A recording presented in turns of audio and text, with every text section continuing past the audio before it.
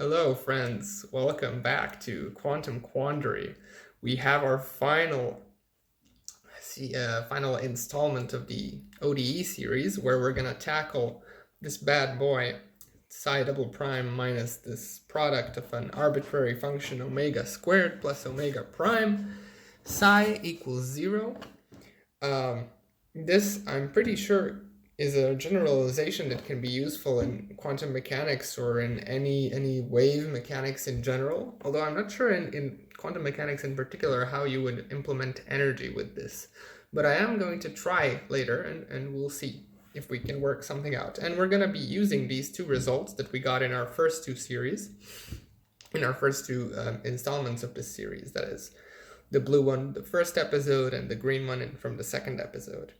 All right, so since we already have some experience with these wave equations with the double derivative and the just regular function where everything is linear in psi, we can just assume an ansatz that psi of x is equal to e to the theta of x. All right, so if we have this, I want the mathematicians back in the crowd to tell me why this is general, because I tried to prove that psi can be negative in this case, and indeed it can, but obviously we know that e to the something is strictly positive, so I'd like the mathematicians to show me how the hell this works. But I'll leave a comment. I know you'll certainly do so, but yeah, we're gonna use this in the we're going to substitute this into the equation. So what we'll get, well, we want to first know what psi prime is. That's just theta prime e to the theta, and psi double prime is theta second plus theta prime squared e to the theta, like this. There we go. And now we just plug these two guys in, right? So we've got theta second plus theta prime squared e to the theta minus omega squared plus omega prime e to the theta equals 0. Now we are assuming that e to the theta is not 0, because that would mean that psi is 0. That's a trivial solution. So we're going to divide by e to the theta. And what we get is theta second plus theta prime squared minus omega prime minus omega squared equals 0. Okay. So this one looks interesting. I mean, you can totally see that if I do theta prime equals y, for example, I'm not going to do this, but if I do this, then I would have y prime plus y squared minus omega prime minus omega squared equals 0. And one of the solutions, of course, would be that y is equal to omega. Of course, that's not the most general solution, but looks like we've already gotten somewhere, so that's pretty nice. So what I'm going to do with this is I'm going to expand these two boys as the difference of squares, right? So I'm going to have theta second minus omega prime plus theta prime plus omega, theta prime minus omega equals 0, okay? So this is the square difference, and these are the primes. Okay, and now I'm just going to take d by dx in front, and we'll have theta prime minus omega. That's all right. And then that's equal to minus theta prime plus omega, theta prime minus omega. Okay. Looks perfectly good to me. And now we can divide by theta prime minus omega, and we can treat this as a variable of integration, right? So we have d of theta prime minus omega over theta prime minus omega equals minus theta prime dx. So I've taken this dx and I've multiplied it over to the right hand side, and plus minus omega dx. Okay, so omega is some function. We don't know it. It's not been given, but I mean, we would know it if we were solving a real differential equation. So omega might be x, or it might be sine of x, or whatever. And in this case, we could integrate it, right? So if we know omega, we know the integral of omega as well. What we're looking for is this theta, which will lead us to our psi. All right, so integrating this is pretty simple. This is just ln of the variable. So ln of theta prime minus omega, we're going to have to include a constant somewhere.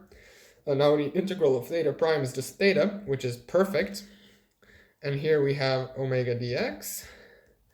And now we can include the constant, let's say, over here, for example, over c. Okay. And now we just raise everything to the e's power, and we have theta prime minus omega equals c, e to the minus theta, e to the minus omega dx. Now, yeah, I guess this c could have come from this integral, but let's just keep our constants out, and then we know that every indefinite integral will not have a constant with it. That's how we're treating it. I could be a bit more specific, but I'm considering this to be sort of trivial, so that's why I won't be focusing on the constants right now. All right.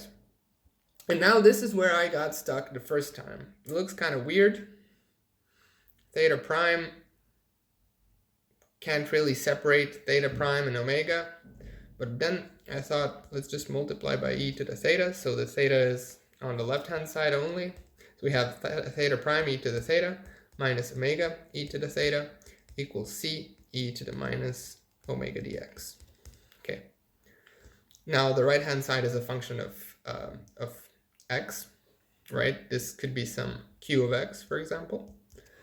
And now the left-hand side, if we remember our definition of psi over here, right? Our definition of psi was e to the theta, so this is just psi. And then theta prime, e to the theta, is psi prime. So this is psi prime. All together, psi prime. And this minus omega, let me just rewrite this, plus minus omega times psi. This minus omega is just some other function of x, p of x. And this is where our green formula comes in. So our green formula here, this is what we're going to use. So this is what we solved in the previous video. So I'm just going to apply that, where p of x, let's see, p of x is minus omega of x, and q of x is a little less trivial. It's c e to the minus omega dx. Okay. So now I can just plug these in. I can plug these in to this formula. I'm going to copy it. Copy the formula and then plug the stuff in. Looks like I didn't really copy properly. Let's see, psi, there we go. Everything else should be there. And so instead of p, I have minus omega. So what I have is psi of x is e to the integral of omega dx. And then another integral, q is c e to the minus, let's have c1 later, omega dx. And then we have another e to the minus omega dx. And then dx. And plus c1. Okay. It's quite a handful, but this is it. This is our solution. We're completely done. We can factor these together. I'm just going to relabel. I'm going to say that c goes to c1, and this can be c2. Okay, so I'm going to write psi of x is e to the integral omega dx. Or actually, let's have it like this. This can be c1, and then c can go to c2. So we have c1 e to the omega dx, and then plus, so this was this one, and then plus c e to the omega dx integral e to the minus 2 omega dx. Okay, so this is our full solution. This is what psi is. And now we could try this with a bunch of other functions. We could try to say omega x is something, and then see if our solution agrees with what we'd expect. So what I did first is I checked for this most trivial solution. This is the one that we did the first time. And so I set omega equals to k, right? Omega of x equals k. K is constant. And omega prime is then 0, right? So if I set omega of x equals k, I would get psi double prime minus k squared to psi equals 0, and we know that the solution of these is e to the kx plus e to the minus kx. Okay, so now we're interested in whether we'll get this. So we have, first maybe we should calculate omega dx, that's just kx. So we said in indefinite integrals we won't keep the constants because we already have the constants. So that's just kx. So we just plug that in. We have psi of x equals c1 e to the kx plus c, we said that we'll label this as 2, c2 e to the kx, and then integral of e to the minus 2 kx dx. Now this is just 1 over minus 2k e to the minus 2kx. So our psi of x is c1 e to the kx plus c2 e to the minus kx, when all this cancels, right? This minus 2 and this plus 1. And then we also have minus 2 over k underneath. And now, of course, we can just relabel c2 over minus 2k goes to c2. And we've got our original solution that we expect, e to the kx and e to the minus kx. There we go. So it works. I've also tried this with sine of x, cosine of x, and I mean with a plus k squared, not a minus k squared. It works. It seems to work for any known differential equation of this type. So yeah, it's a pretty cool solution. It's very fascinating that you can get this really complicated differential equation to yield a solution without even specifying the omega of x. So yeah, there you go. Hope you enjoyed the series. This has been Quantum Quandary. Bye-bye.